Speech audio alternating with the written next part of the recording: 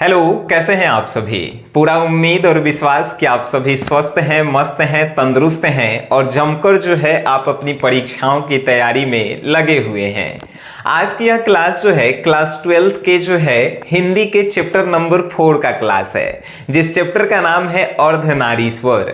इस चैप्टर को आप इस प्रकार से पढ़ेंगे कि अंतिम समय तक ये पूरा के पूरा चैप्टर आपके दिमाग में जो है फिट हो जाएगा। विश्वास नहीं है? आइए शुरू करते हैं। इससे पहले 3 चैप्टर आप पढ़ चुके हैं, याद भी हो गया होगा, ठीक है। तो इस चौथा चैप्टर को भी पढ़ना शुरू करते हैं। अच्छा, आप जानते हैं कि कोनो चैप्टर पढ़े से पहले हम आपको क्या पढ़ाते हैं? राइटर के बारे में। क्यों पढ़ाते हैं? तो राइटर से रिलेटेड ऑब्जेक्टिव क्वेश्चन जो है ज्यादा पूछे जाते हैं, इसीलिए आइए इसके राइटर के बारे में जान लें। चैप्टर का नाम है भाई अर्धनारीश्वर। अर्धनारीश्वर चैप्टर का नाम है। आपसे कोनो पूछ देवे कि अर्धनारीश्वर कौन सी विद्या है, तब बताना है कि अर्धनारीश्वर निबंध है भाई। अर्धनारीश्वर के राइटर कौन है, तो आप बताएंगे कि रामधारी सिंह दिनकर हैं भाई, ये बता देना है। अब आपसे पूछेगा कि रामधारी सिंह दिनकर जी का जन्म कब हुआ? 23 सितंबर 1908 को जो है इनका जन्म होता है। और निधन कब हो गया? तो 24 अप्रैल 1974 को जो है इनका निधन हो जाता है, यानी 66 साल जो है ये जिए, ठीक है। अब आपसे पूछा भाई रामधारी सिंह दिनकर जी का जन्म स्थान कहाँ है? तो सिमरिया, बेगूसराय, बिहार। सिमरिया गांव के नाम, जिला के नाम बेगूसराय और बिहार राज्य है, ठीक है। अब आपसे पूछा इनके माता जी का नाम मनरूप देवी, रामधारी सिंह दिनकर जी के पिताजी का नाम रवि सिंह। र से रामधारी सिंह दिनकर और र से रवि सिंह इनके पिताजी रहे, ठीक है। इनकी पत्नी का नाम श्यामावती देवी, ठीक है। चलिए अब इनकी शिक्षा की बात करल जाए तो प्रारंभिक शिक्षा जो है इनकर गांव में हुआ, उनके आसपास में ही हुआ, ठीक है। और 1928 में मोकामा घाट रेलवे हाई स्कूल से जो है का किए, तब मैट्रिक किए। और 1932 में पटना कॉलेज से जो है बीए ऑनर्स किए। अब आपसे एगो प्रश्न कल्हेला पूछते हैं कि जयप्रकाश नारायण जी जो है कहाँ से किए थे बीए? इंटर, तब पटना कॉलेजिएट से किए थे। रामधारी सिंह दिनकर जो है पटना कॉलेज से बीए किए हैं। जयप्रकाश नारायण जो है साइंस के स्टूडेंट थे, इकाची के स्टूडेंट हैं। बीए मतलब आर्ट्स, याद रखिएगा। चलिए अब आगे जान लेते हैं तनी इनके बारे में। अब जो है वृत्ति, यानी कि ये जो है प्रधान अध्यापक भी रहे। कहाँ? तो HE स्कूल बरभीघा के जो है प्रिंसिपल भी रहे। कौन? तो रामधारी सिंह दिनकर जी। फिर जो है सब रजिस्ट्रार, सब इंस्पेक्टर बने। फिर जो है जनसंपर्क विभाग एवं बिहार विद्यालय में हिंदी के प्रोफेसर भी रहे। भागलपुर विश्वविद्यालय में उप कुलपति भी रहे। हिंदी सलाहकार के रूप में भी जो है इन्होंने कार्य किया। सब कुछ हो याद नहीं रखेला है, जौन रेड कलर में है वह जो है इंपॉर्टेंट आपको याद रखेला है। यानी कि आपसे पूछेगा कि प्रधान अध्यापक जो है कहाँ के रहे रामधारी सिंह दिनकर? तब बरबीघा के। स्कूल के नाम पूछेगा तो HE स्कूल, ठीक है सर, वेरी गुड। साहित्यिक अभिरुचि जो है रामधारी सिंह दिनकर की जो है आपको बतावेला कहे, तो आपसे पूछेगा 1925 में छात्र सहोदर में पहली कविता जो है प्रकाशित हुई थी। ऐसे पूछेगा छात्र सहोदर कब प्रकाशित हुआ? 1925 में। छात्र सहोदर जो है कौन प्रकाशित किया था? रामधारी सिंह दिनकर प्रकाशित किए थे। उसके बाद जो है बहुत सारा आया, जैसे कि देश, उसके बाद प्रकाश, उसके बाद प्रतिमा, छात्र जीवन में अनेक रचनाएं प्रकाशित किए, ठीक है। 21 वर्ष की अवस्था में जो है पहली कविता इनकी पुस्तक, पहली कविता की पुस्तक आई, जिस पुस्तक का नाम था प्रणभंग। आपसे पूछेगा कि प्रणभंग जो है कौन प्रकाशित किया था? रामधारी सिंह दिनकर। प्रणभंग के लेखक कौन है? रामधारी सिंह दिनकर, ठीक है। कब लिखे थे रामधारी सिंह दिनकर? तो 21 वर्ष की जब उनकी आयु हो गई थी उस समय लिखे थे, ठीक है, वेरी गुड। कृतियां, बहुत सारी कृतियां हैं। प्रणभंग आपको याद रखना है, कौन राइटर हैं? प्रंभंग हो गया, रेणुका हो गया, हुंकार हो गया, रसवंती हो गया, ये चारों के चारों, एगो रश्मि रथी, कुरुक्षेत्र, 6 को कम से कम याद रखिएगा। प्रंभंग के राइटर, रेणुका के, हुंकार के, रसवंती के और कुरुक्षेत्र के, रश्मि रथी के, सब के जो है कौन है, तो भाई रामधारी सिंह दिनकर ही हैं। बाकी तो आप जानिए रहे हैं, है कि नहीं। अब आपसे पूछ देवे कि इनकी प्रमुख गद्य कृतियां कौन सी रही, बस 2 को याद रखिएगा, मिट्टी की ओर और अर्धनारीश्वर। अर्धनारीश्वर के राइटर कौन रहे, मिट्टी की ओर की राइटर कौन रहे, तो ये सब जो है कौन रहे, रामधारी सिंह दिनकर ही रहे। बाकी जो है ये सब जो है कभी पूछा ही नहीं है। दिनकर की डायरी जो है कौन, तो दिनकर की डायरी रामधारी सिंह दिनकर ही लिखेंगे, नाम ही छुपल है कि नहीं। पुरस्कार और सम्मान इन्हें कौन कौन दिया गया, तो संस्कृति के 4 अध्याय पर जो है साहित्य अकादमी पुरस्कार मिला था। आपसे पूछेगा कि रामधारी सिंह दिनकर को साहित्य अकादमी पुरस्कार किस लिए मिला, तो संस्कृति के 4 अध्याय लिखे थे उसी के लिए। फिर जो है उर्वशी जो लिखे, उर्वशी पे जो है इन्हें भारतीय ज्ञानपीठ पुरस्कार मिला। आपसे पूछेगा कि रामधारी सिंह दिनकर को भारतीय ज्ञानपीठ पुरस्कार क्यों मिला, तो उर्वशी जो लिखे थे कविता उसके लिए ही मिला। ठीक है, राज्यसभा के सांसद, पद्म विभूषण, कई अलंकारों से इन्हें जो है सम्मानित किया गया है।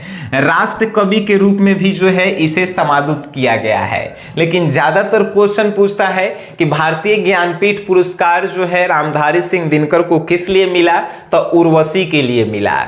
और उसके बाद कि साहित्य अकादमी पुरस्कार क्यों मिला, तो संस्कृति के 4 अध्याय के लिए मिला। इतना आप राइटर के बारे में जान गए, एकरा से बाहर राइटर से रिलेटेड कोई भी क्वेश्चन आपसे नहीं पूछेगा। अब जो है इस चैप्टर पे हमने क्या आते हैं, आखिर इस चैप्टर में जो है क्या, तो इस चैप्टर में जो है अर्धनारीश्वर चैप्टर, नाम में ही देखिए आधा नर और आधा नारी के जो है बारे में इस चैप्टर में बताया गया है। और इसमें जो है शिव और पार्वती का जो है कल्पित रूप, यानी दोनों के मिला के जो है एगो मूर्ति बनाया गया है और उसी के बारे में जो है बताया गया है। आपसे पूछे कि अर्धनारीश्वर में किसका किसका कल्पित रूप है, तो शिव और पार्वती जी का। तो राइटर जो है शुरू करते हैं कहां से, तो कहते हैं कि अर्धनारीश्वर जो है शिव और पार्वती जी का कल्पित रूप है, जिसमें जो है इन दोनों की जो है मूर्तियों, दोनों का जो है फेस जो है जुड़ा हुआ है, शरीर भी जो है जुड़ा हुआ है। और राइटर कहते हैं कि इसका आधा अंग जो है पुरुष का, यानी अर्धनारीश्वर का आधा अंग पुरुष का है, आधा अंग जो है महिला का है।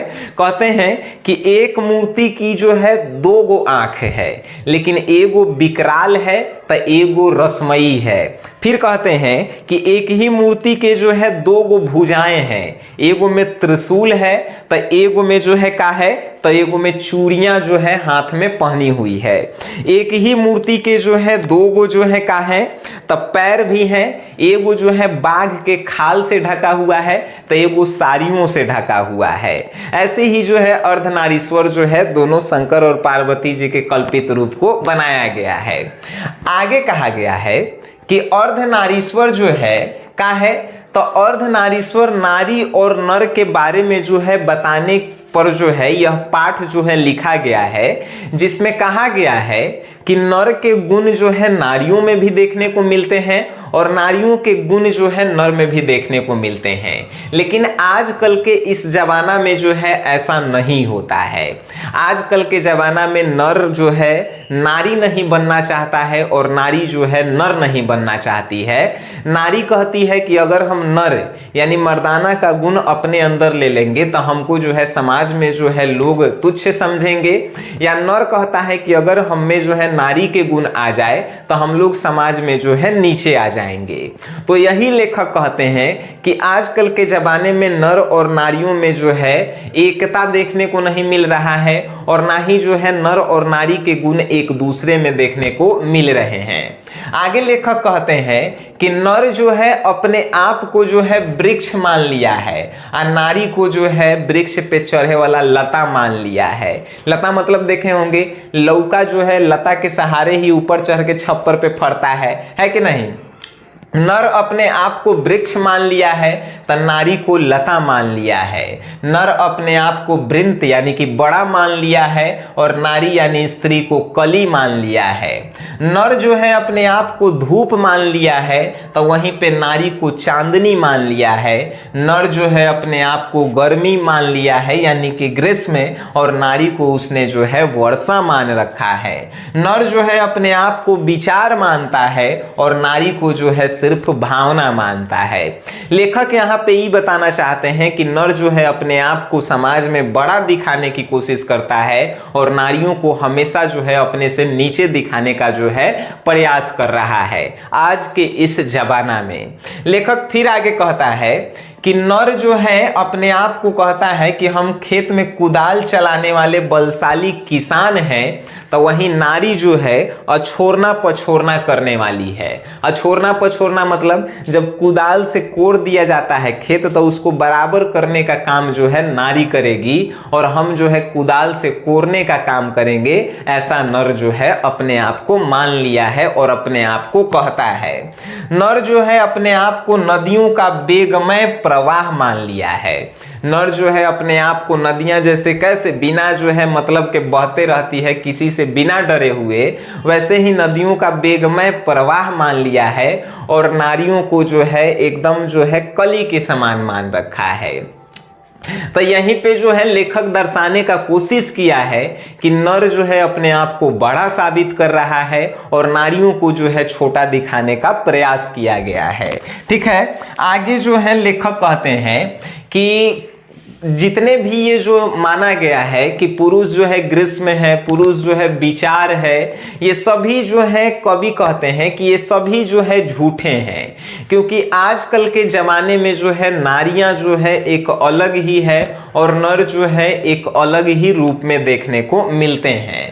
कहते हैं कि ये जो भी कल्पना आप लोग कर रहे हैं, नर जो है अपने आप को ग्रीष्म यानी कि गर्मी मानता है, नारियों को वर्षा मानता है, या अपने आप को वृंत मानता है और नारियों को कली मानता है, ये सब भावनाएं जो है झूठी है।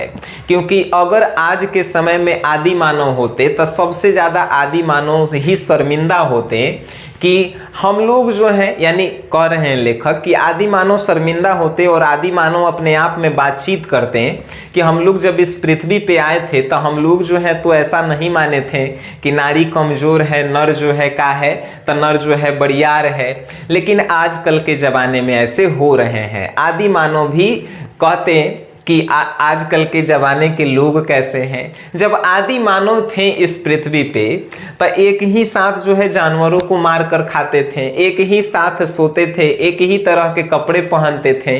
कपड़े यानी कि वृक्ष के छाल या पत्ते से जो है अपने शरीर को ढकते थे, तो वो हमेशा जो है एक ही समान रहते थे।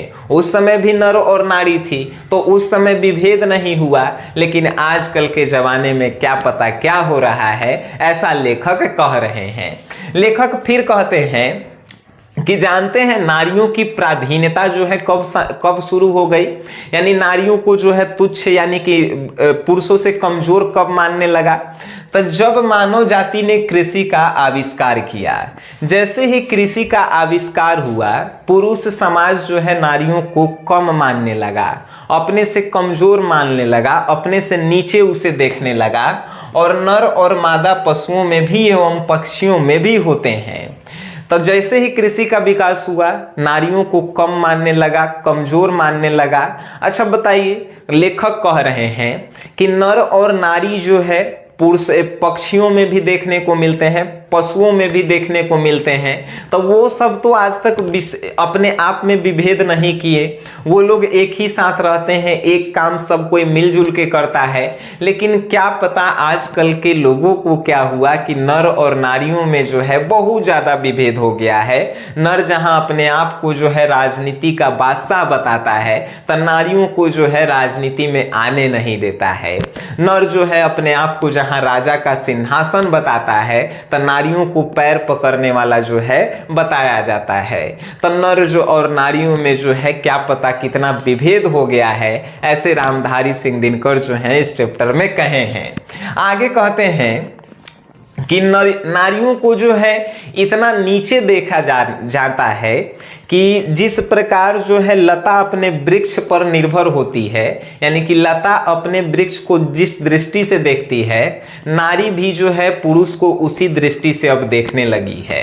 कहने का मतलब है कि वृक्ष के सहारे ही लता जो है वृक्ष पे चढ़ती है, तब वृक्ष पे ही जो है डिपेंड होती है लता। उसी प्रकार नारी भी जो है अपने पति को उसी प्रकार देखती है कि हम पति के सहारे ही जो है ऊपर जाएंगे, क्योंकि समाज में नारियों को जो है इतना नीचे जो है देखा जाने लगा है। ठीक है, ये सभी बातें रामधारी सिंह दिनकर इस चैप्टर में कहे हैं। आप एक बार बुक को जरूर पढ़िएगा, हम समझा रहे हैं आपके दिल और दिमाग में बैठाने के लिए। ठीक है, आगे कहते हैं कि प्रत्येक पत्नी अपने पति को उसी दृष्टि से देखती है जैसे लता अपने वृक्ष को, यानी कि उसी लता अपने वृक्ष को, कहने का मतलब वृक्ष के ऊपर लता जैसे डिपेंड है, वैसे ही पति के ऊपर पत्नी को जो है निर्भर बना दिया गया है। आगे कहते हैं कि हमारे समाज में जो है प्रवृत्ति मार्गी भी लोग रहें और निवृत्ति मार्गी भी लोग रहें। प्रवृत्ति मार्गी के जो लोग रहे उन्होंने अपनी पत्नियों को जो है वे सभी हक दिए, अपने साथ रखें, अपनी जो है सब काम में जो है सब सहयोग किए और अपनी पत्नियों को जो है सब अधिकार दिए। वहीं निवृत्ति मार्गी जो लोग हुए वो अपनी पत्नियों को जो है तुच्छ समझें और अपने से जो है कम बलशाली समझे हैं और अपने से जो है हमेशा उसको कमजोर समझे हैं। कौन? तो निवृत्ति मार्गी वाले लोग। आगे कहते हैं कि बहुत सारे पुरुष लोग जो है अब समाज में जो है विवाह कर के जो है संन्यास लेने लगे। यानी बहुत सारे जो है पुरुष लोग जो है विवाह कर ले रहे थे और विवाह कर लेने के बाद जो है सन्यासी बन जा रहे थे। सन्यासी बन जाने के बाद जो है वो अपने घर परिवार पत्नी को छोड़कर जो है बहुत जो है दूर चले जाते थे। तो समाज के लोग जो है उनको कहते थे कि नहीं, महात्मा हो गया है, ये अपनी पत्नी से दूर है। जरा उन स्त्रियों के बारे में सोच कर देखिए जिन स्त्रियों को जो है विवाह कर लाया जाता है और उसके पति जो है जो उनको छोड़कर चले जाते हैं कि नहीं हम सन्यासी बने जा रहे हैं। उन स्त्रियों पर क्या बीत रहा होगा कि पति के जिंदा रहते हुए भी जो है वो पति के सुख को नहीं भोग रही हैं। ऐसी रामधारी सिंह दिनकर जी का जो है कहना है कि पुरुष तो सन्यास लेके अपने आप को महानतम घोषित कर लेते हैं, लेकिन स्त्रियों को जो है घर में छोड़ देते हैं, उन पर क्या बीत रही होगी। आगे कहते हैं कि भाई बुद्ध और महावीर जी ने भी जो है सन्यास लिया, लेकिन उन लोगों ने जो है नारियों को जो है भिक्षुनी होने का अधिकार दिया था। यानी बुद्ध और महावीर जी जो है जब सन्यास लिए तो वो ये भी कहें कि नारी भी जो है सन्यास ले सकती है और वो भी जो है महानतम बन सकती है। लेकिन ये जो है ज़्यादा दिन तक नहीं चला और बुद्ध जी की और इनकी जो है महावीर जी के बाद जो है जो दिगंबर संप्रदाय के लोग आए उन्होंने जो है इस प्रथा को जो है भंग कर दिया और कहा कि नारी लोग जो है भिक्षुनी नहीं बन सकता है। नारी लोग भिक्षुनी इसलिए नहीं बन सकता है क्योंकि नारी जब भिक्षुनी बनेगी तो नारी जो है भिक्षुनी बनकर भी जो है भगवान को प्राप्त नहीं कर सकती है या उसको जो है मोक्ष की प्राप्ति नहीं होगी, क्योंकि मोक्ष की प्राप्ति जो है सिर्फ पुरुष लिंग में ही होता है। तो नारियों को इंतजार करना होगा कि अगर उसका पुरुष योनि में जन्म होगा तबे जाकर जो है वो भिक्षुनी बनेंगी और फिर जो है जाकर उन्हें भगवान की प्राप्ति होगी। ऐसा दिगंबर संप्रदाय जो है कहते हैं। और कुछ दिन बाद जो है बुद्ध जी भी जो है अपने जो है आनंद से कहते हैं, बुद्ध जी के चेला आनंद, तब बुद्ध जी भी जो है आनंद से कहते हैं कि आनंद, हमने जो है नारियों को भिक्षुनी होने का अधिकार जो है 5000 वर्षों तक जो किया था अब उसे घटाकर 500 वर्ष तक ही रहने दो। तो इससे यह स्पष्ट होता है कि हमारे महात्मा जी, साधु संत, ये लोग भी जो है नारियों को जो है समाज में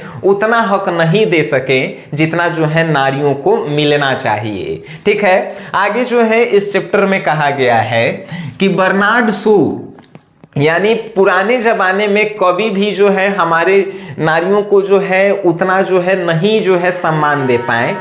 कवि लोग भी जो है जो कविताएं लिखते थे उसमें भी जो है अपने आप को और पुरुषों को भी जो है काफी ऊंचे स्थान पे रखते थे, नारियों को जो है नीचे स्थान पे रखते थे। और आधुनिक युग में भी देखने को मिलता है, बर्नार्ड शो जो आधुनिक युग के नेता रहे उन्होंने भी जो है नारियों को अहेरिन कहा, नर को जो है अहेर कहा, नारियों को जो है नागिन कहा, नारियों को जादूगरनी कहा। ये कहने का मतलब है कि बर्नार्ड शो भी जो है नारियों की जो है अवहेलना किए हैं, नारियों को जो है समाज में जो है नागिन, अहेरिन, जादूगरनी से जो है पुकारा गया है क्योंकि उन्हें तुच्छ साबित करना था, नारियों को जो है नीचा दिखाना था। और नारियां जो है नहीं जानती हैं कि नारियां जो है कितनी प्रबल हैं, नारियों को जो है इतना जो है नीचे गिरा दिया गया हमारे समाज में ही कि नारियां जो है फिर ऊपर उठ नहीं सकी। नारियां आगे कवि कह रहे हैं, कवि यानी कहने का मतलब रामधारी सिंह दिनकर लेखक जी जो है कह रहे हैं कि कवि हमारे रहे रविंद्रनाथ जी, प्रसाद जी और प्रेमचंद जी। इन तीनों ने भी नर और नारी के ऊपर कविताएं लिखी, लेकिन इन तीनों लोगों ने भी जो है नारियों को वो अधिकार नहीं दिया जो नर को दिए हैं। इन तीनों की कविताएं भी जो है लिखी गई, लेकिन इन तीनों ने कहा भी कि हम नर और नारी को समान अधिकार दे रहे हैं अपनी कविताओं में, लेकिन इन तीनों ने भी जो है अपनी कविताओं में नारियों को समान अधिकार नहीं दिया।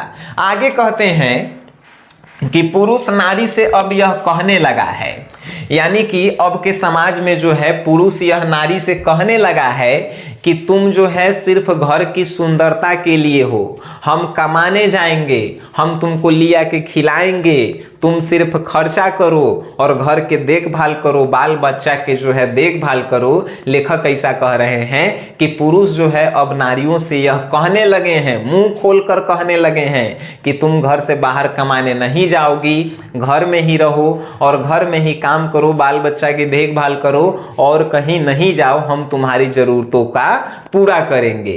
अब पुरुष जो है मुंह खोलकर कहने लगे हैं। आगे लेखक कहते हैं कि ऐसी जो है नहीं होनी चाहिए, समाज में सभी को जो है समान अधिकार मिलना चाहिए और नारियों को भी मिलना चाहिए।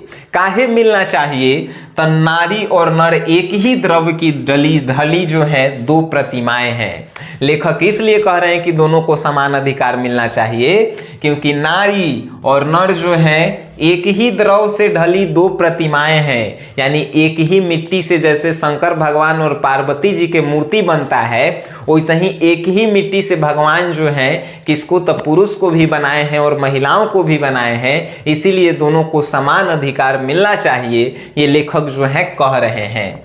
आगे कहते हैं कि नारियों में जो है इतनी शक्तियां होती है कि नारी जो है किसी भी चीज को जो है शांत करवाने की जो है अपने अंदर चेष्टा रखती है।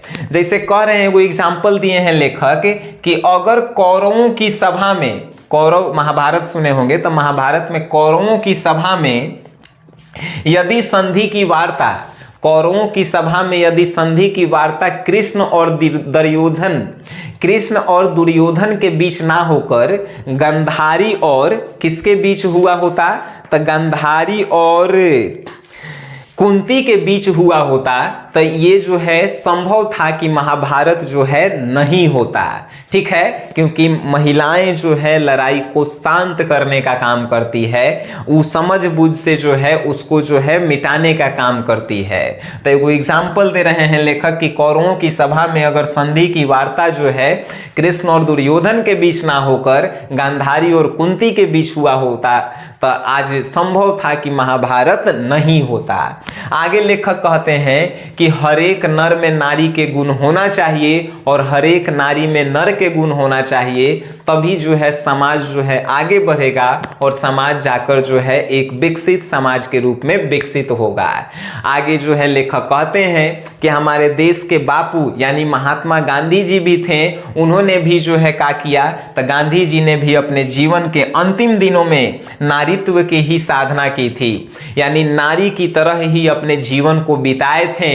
और इसकी सीधी सबूत है कि उनकी पोती जो है गांधी जी के ऊपर एक बुक लिखी, जिस बुक का नाम ही था बापू मेरी माँ, यानी बापू जी यानी महात्मा गांधी जी जो है एक नारी की तरह ही अपने जीवन को व्यतीत किए थे, तभी जाकर जो है वो जो है आज इतने फेमस रहे।